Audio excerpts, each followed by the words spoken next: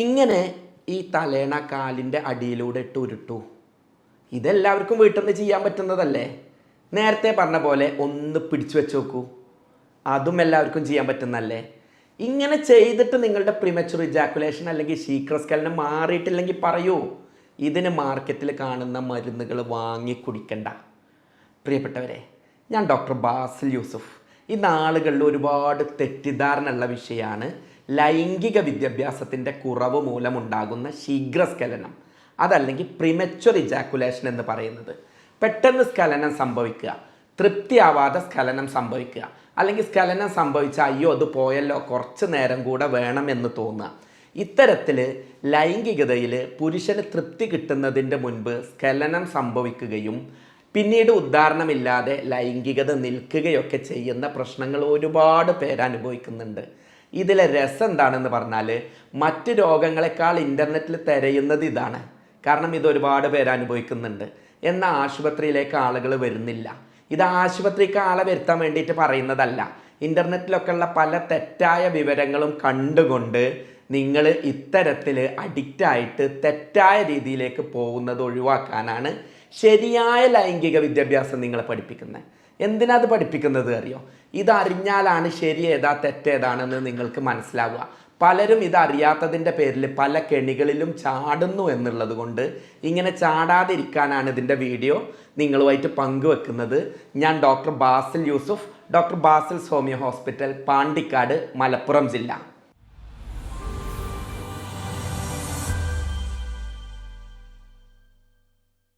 Sex എന്നുള്ളത് അല്ലെങ്കിൽ ലൈംഗികത എന്നുള്ളത്, നിങ്ങൾ ഭക്ഷണം കഴിച്ചാൽ അത് മലം പുറത്തേക്ക് പോകുന്ന പോലെ, വെള്ളം കുടിച്ചാൽ അത് മൂത്രമായിട്ട് പോകുന്നത് പോലെ, നിങ്ങളുടെ രക്തം ഹാർട്ടിൽ പോകുന്ന പോലെ നാച്ചുറലായിട്ട് നടക്കുന്ന ഒരു പ്രവർത്തനമാണ്.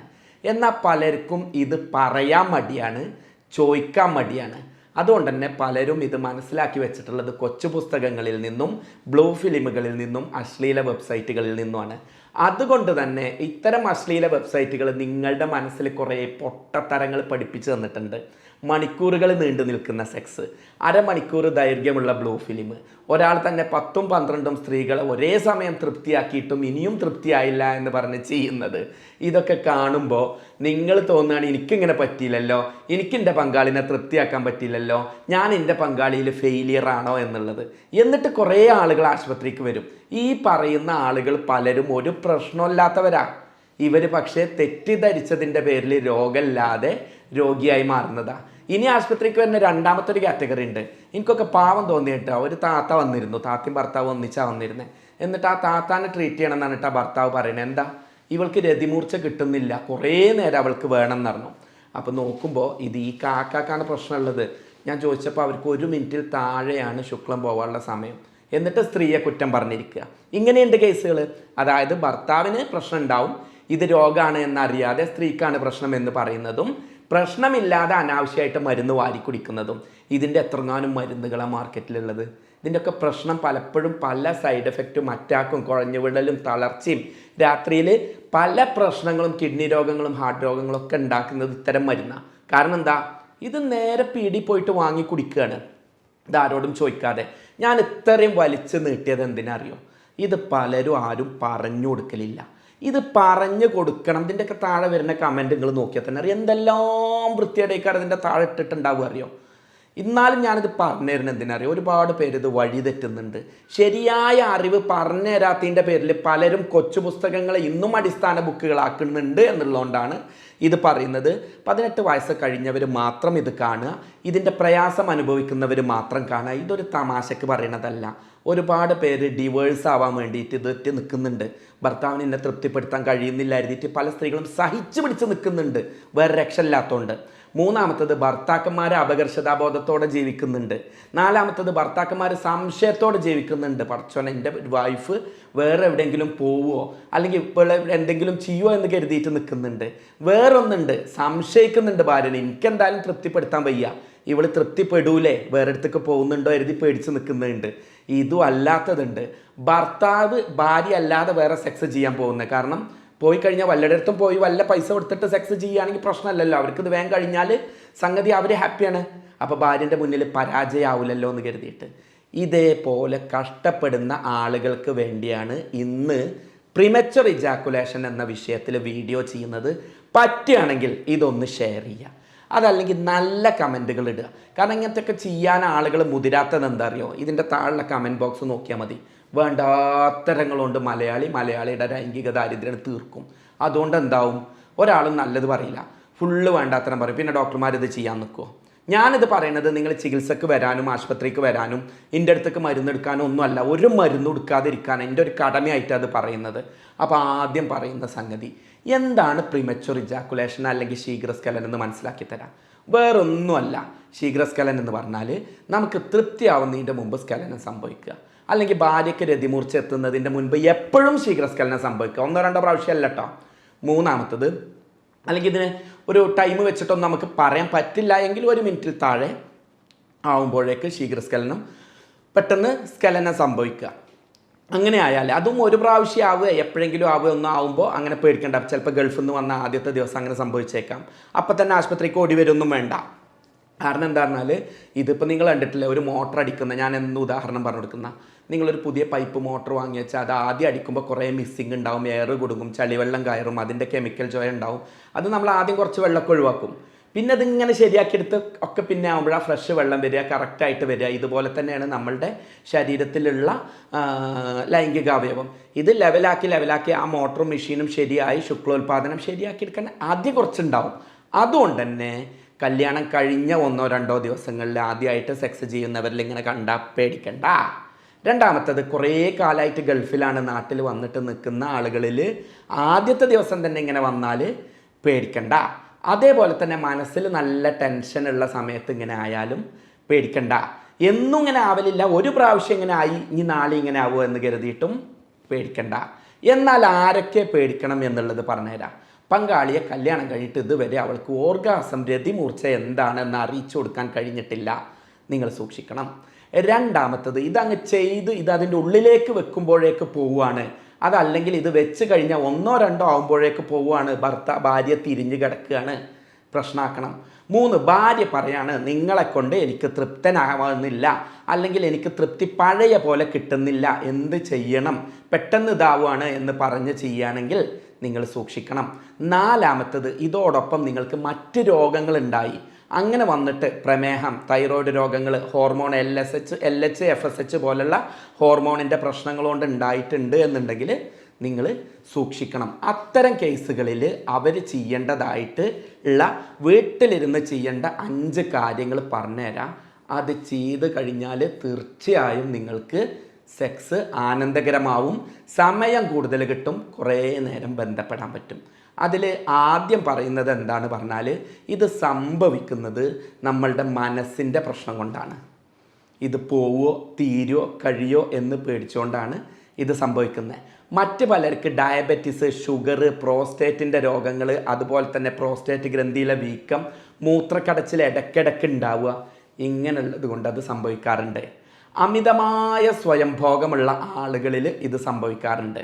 അതുപോലെ തന്നെ പലപ്പോഴും വഴിയിൽ പോകുന്ന പെണ്ണിനെ ഒന്ന് കയറി പിടിക്കുക, അല്ലെങ്കിൽ പെട്ടെന്ന് ഏതെങ്കിലും പെണ്ണിനെ റോഡ് സൈഡിലേക്ക് ഇതായി ഓവാലത്തിൻ്റെ ചോട്ടിലോ പാലത്തിൻ്റെ ചോട്ടിലൊക്കെ ഉള്ള, ഇപ്പം അതൊന്നുമില്ല, പെട്ടെന്ന് ഇതാക്കിയിട്ട് പഴയ രൂപത്തിൽ പറയുകയാണെങ്കിൽ, അങ്ങനെ ആ ഭാഷയിൽ പറയുകയാണെങ്കിൽ ഓവാലത്തിൻ്റെ ഇതിൽ 5 മിനിറ്റിൽ 2 മിനിറ്റിലൊക്കെ സെക്സ് ചെയ്ത് വേഗം പോകുമ്പോൾ അത്തരം ആളുകൾ ശരിക്ക് സ്വസ്ഥമായിട്ട് ഭാര്യയോട് ഒഴിഞ്ഞ് വീട്ടിലിരുന്ന് സെക്സ് ചെയ്യുമ്പോൾ അതേ രൂപത്തിൽ അവരുടെ മനസ്സ് സെൻസ് സെറ്റായിട്ടുണ്ടാവുക.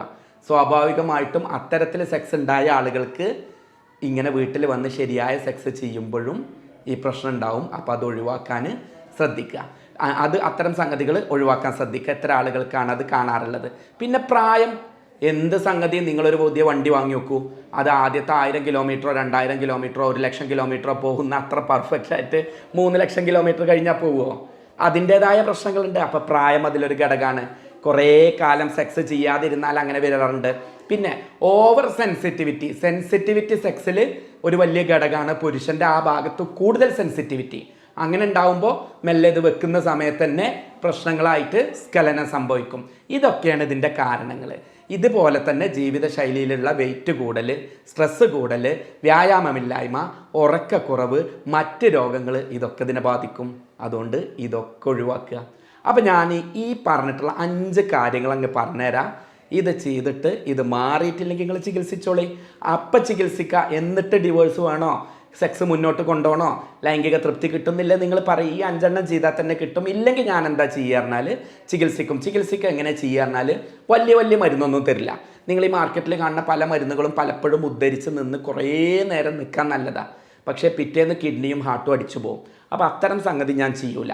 ഞാൻ എന്താ ചെയ്യാറുണ്ട്, അതിനെ കൃത്യമായിട്ട് രോഗിനെ പഠിക്കും. രോഗിക്ക് ആവശ്യമായ കൗൺസിലിംഗ് വേണമെങ്കിൽ കൊടുക്കും, അല്ലെങ്കിൽ കൊടുക്കേണ്ടവരുടെ അടുത്തേക്ക് വിടും. ഭാര്യയുടെയും ഭർത്താവിൻ്റെയും ഒപ്പീനിയൻ കൃത്യമായി കേട്ടതിന് ശേഷം അതിന് എന്താണ് രോഗനിർണയം, എന്താണ് മരുന്ന് എന്നുള്ളത് യൂറോപ്യൻ നിർമ്മിത സോഫ്റ്റ്വെയറിൻ്റെയും ആർട്ടിഫിഷ്യൽ ഇൻ്റലിജൻസിൻ്റെയും സഹായത്തോടെ നടത്തും. അങ്ങനെ നടത്തുകയാണെങ്കിൽ ശരിയായ അർത്ഥത്തിൽ രോഗനിർണയം നടത്തി അവർക്ക് മരുന്ന് കൊടുക്കാൻ കഴിയും. അതിന് വേണ്ടിയിട്ട് ജർമ്മൻ പൊട്ടൻസി മരുന്നുകളാണ് ഉപയോഗിക്കുക. അപ്പോൾ ഒരു സൈഡ് എഫക്റ്റും ഇല്ലാതെ ഇതിൻ്റെ ശരിയായ കാരണത്തെ കണ്ടെത്തി സ്ഥിരമായി മാറുന്ന രൂപത്തിലേക്ക് ആക്കാൻ പറ്റും. അങ്ങനെ ചെയ്ത് കഴിഞ്ഞാൽ സൈഡ് എഫക്റ്റ് ഉണ്ടാവില്ല എന്നല്ല, സ്ഥിരം ഇത് ചെയ്യുന്നതിൻ്റെ മുമ്പ് ഇങ്ങനെ മരുന്ന് കുടിക്കേണ്ട ആവശ്യം ഉണ്ടാവില്ല. അല്ലാതെ തന്നെ നാച്ചുറലായിട്ട് ഇത് ഉദാഹരണം ശരിയായി നിന്ന് സമയം ശരിയായി കിട്ടും. അപ്പോൾ അതുകൊണ്ട് ഇത് കഴിഞ്ഞിട്ട് കിട്ടിയിട്ടില്ല, ഈ കാര്യം ചെയ്തിട്ടില്ലെങ്കിലും പേടിക്കൊന്നും വേണ്ട, ചികിത്സിച്ച് മാറ്റാൻ പറ്റണതാണ്. നിങ്ങൾ ആദ്യം ചികിത്സക്ക് വരണ്ട, ഇത് ചെയ്ത് നോക്കുക. എന്നിട്ട് പലരും ഇതെന്താ പറഞ്ഞാൽ ശരിയായ ചികിത്സ എടുക്കില്ല, വല്ലതും പറഞ്ഞ് വല്ലവനും പറഞ്ഞതിൽ പോയിട്ട് വീഴുകയാണ് ചെയ്യുക. അത്തരത്തിൽ നിങ്ങൾ വേണ്ട എന്നാണ് പറയുന്നത്. അതുകൊണ്ടാണ് പറയുന്നത്.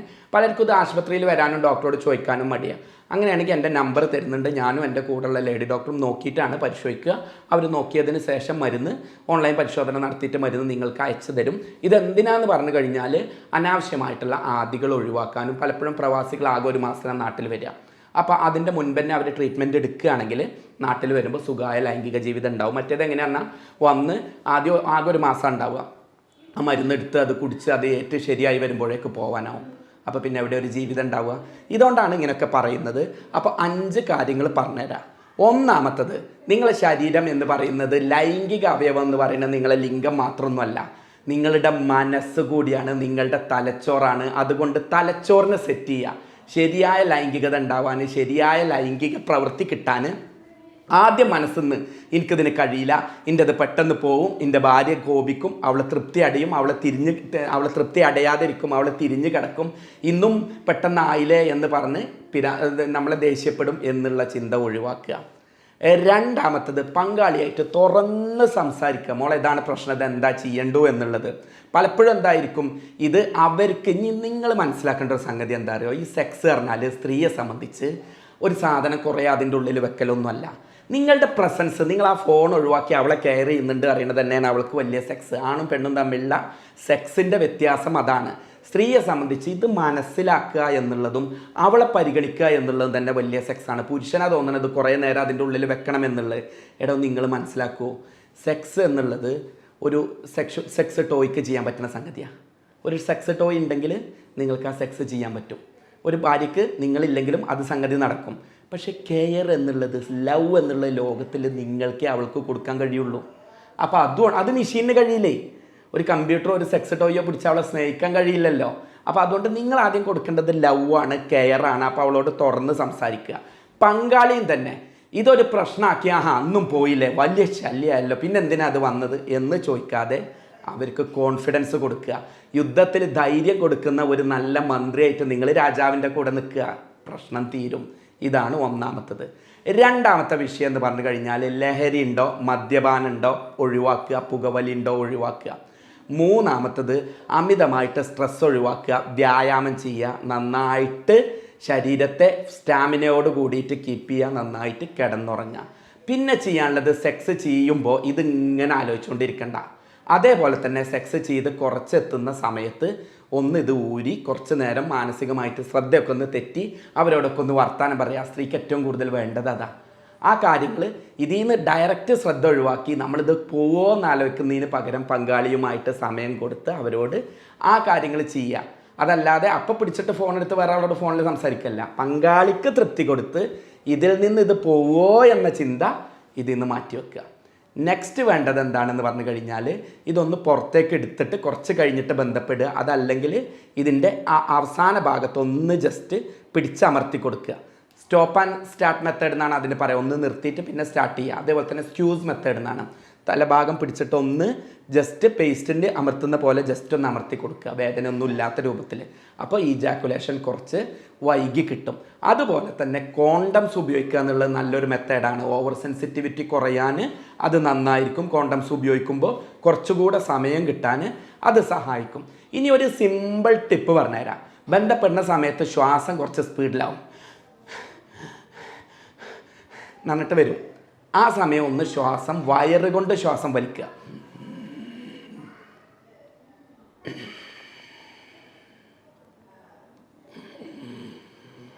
ഇങ്ങനെ ശ്വാസം വലിച്ചാൽ എന്താ അറിയോ, സ്ലോ ആക്കുക, സ്പീഡ് കൂട്ടുക, സ്ലോ ആക്കുക, മെല്ലെ വിടുക. ഇങ്ങനെ ശ്വാസം സമയമെടുത്ത് വിടുമ്പോൾ അത് ഇജാക്കുലേഷനെ വൈകിപ്പിക്കും. അതേപോലെ തന്നെ ഒന്നും കൂടെ പറഞ്ഞുതരാം. നിങ്ങൾക്ക് സിമ്പിളായിട്ട് ഈ റോളർ താഴെ നമ്മളുടെ കാലിൻ്റെ താഴെ ഉരുളണ തലേണകളുണ്ടല്ലോ, സിലിണ്ടർ ടൈപ്പുള്ള തലേണ ഉണ്ടല്ലോ, ഇനി ഒന്നുമില്ല, ഉരുളുന്ന ഒരു മുണ്ട് റോളാക്കി വെക്കുക.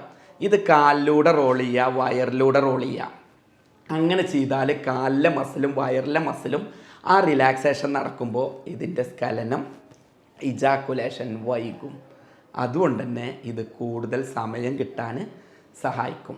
പിന്നെ ഭക്ഷണത്തിൽ കൂടുതലായിട്ട് മുരിങ്ങക്കായി, അവക്കാഡോ, അതുപോലെ തന്നെ പിസ്ത, ബദാം, വാൾനട്ട്, മത്തി, ഇത്തരം ഭക്ഷണങ്ങൾ ഉപയോഗിക്കുക. ചീര പോലെയുള്ള, മുരിങ്ങ പോലെയുള്ള, മീൻ പോലെയുള്ള, പ്രത്യേകിച്ച് കൂന്തൾ, ചെമ്മീൻ, അയല, ഇത്തരം സാധനങ്ങൾ ഉപയോഗിക്കുക. ഫാസ്റ്റ് ഫുഡ്, ലഹരി, സ്മോക്കിങ് ഇതൊക്കെ ഒഴിവാക്കുക. എന്നിട്ട് നോക്കിയിട്ടില്ലെങ്കിൽ നിങ്ങൾ പറയൂ ഇത് തന്നെ 99% പ്രശ്നം തീരും, ബാക്കി 1% ചികിത്സമേ മാറ്റാം. ഇത്രയൊക്കെ കാട്ടിയിട്ട് മാറ്റിയിട്ടില്ലെങ്കിൽ വരൂ ചികിത്സിക്കാം, അപ്പം മാറ്റിയെടുക്കാം. ഇല്ലെങ്കിൽ ഇതിലൂടെ തന്നെ മാറ്റിയെടുക്കാം. ഈ സംഗതി നിങ്ങൾ മനസ്സിലാക്കിയെന്നും നിങ്ങൾക്ക് ചെയ്ത് ഈ പ്രശ്നം ശരിയായി എന്നും അയ്യോ ഒന്ന് വിട്ടു, ഏറ്റവും പ്രധാനപ്പെട്ട ഒന്ന് വിട്ടു. നമ്മൾക്ക് ഇതിന് സമയം കിട്ടാൻ വേണ്ടിയിട്ട് ഒരു കെഗൽ എക്സർസൈസ് ഉണ്ട്. വേറൊന്നുമല്ല, നമ്മൾ മൂത്രം ഒഴിക്കൂലേ, എല്ലാവരും മലന്ന് റിലാക്സ് ചെയ്ത് കിടക്കുക. എന്നിട്ട് മൂത്രം ഒഴിക്കുമ്പോൾ പിടിച്ച് നിർത്താൻ നോക്കൂലേ, മൂത്രം പോകുമ്പോൾ പെട്ടെന്ന് നിർത്താൻ വേണ്ടിയിട്ടുള്ള ഒരു പിടുത്തുണ്ടല്ലോ, അതേപോലെ ഒന്ന് പിടിച്ച് നിൽക്കും. എന്നിട്ട് മെല്ലെ വിടുക, വീണ്ടും മൂത്രം പിടിക്കുക, മെല്ലെ വിടുക, വീണ്ടും ഒന്ന് പിടിക്കുക, വിടുക. മൂത്രം ഒഴിക്കണ്ട കേട്ടോ, ഒഴിക്കുമ്പോൾ നമ്മൾ പിടിക്കാൻ എന്താണോ ചെയ്യുന്നത് അത് ചെയ്യുക. മസിൽ പഠിപ്പിച്ചു തരാൻ പറഞ്ഞതാണ്. അങ്ങനെ ചെയ്യുക, വിടുക. ഇങ്ങനെ ഒരു 10 പ്രാവശ്യം കിടന്ന് റിലാക്സ് ചെയ്ത് ചെയ്യൂ. രാത്രിയും 10 പ്രാവശ്യം ചെയ്യൂ. ഇത് പിന്നീട് 10 എന്നുള്ളത് 20 ആക്കിയിട്ടും 30 ആക്കിയിട്ടും 40 ആക്കിയിട്ടും ദിവസം ചെയ്യുന്ന രൂപത്തിൽ ചെയ്യൂ. നന്നായിട്ട് നിങ്ങളുടെ പെൽവിക് ഫ്ലോർ മസിൽസിന് നന്നായിട്ട് റിലാക്സ് ചെയ്തിട്ട് ഇത് ശരിക്ക് മൂത്രത്തിൻ്റെ പ്രശ്നങ്ങളും ശുക്ലത്തിൻ്റെ പ്രശ്നങ്ങളും ടൈമിങ് കിട്ടാനൊക്കെ സഹായിക്കും. ഇതെല്ലാം ചെയ്തു നോക്കിയിട്ട് കുറവില്ലെങ്കിൽ താഴെ കമൻ്റ് ഇട്ടോളൂ. ഇത്രയും കാര്യങ്ങളാണെന്ന് പറയാനുള്ളത്. എൻ്റെ അറിവ് ശരിയാണെങ്കിൽ എൻ്റെ സിൻസിയറായിട്ട് ചെയ്യാൻ പറ്റുന്ന മാക്സിമം ചെയ്തിട്ടുണ്ട്. ഇനി ഇത് പരമാവധി എല്ലാവരിലേക്കും എത്തിക്കുക. സ്നേഹത്തോടെ doctor Basil Yusuf, doctor Basil's homeo hospital, Pandikkad, Malappuram ജില്ല.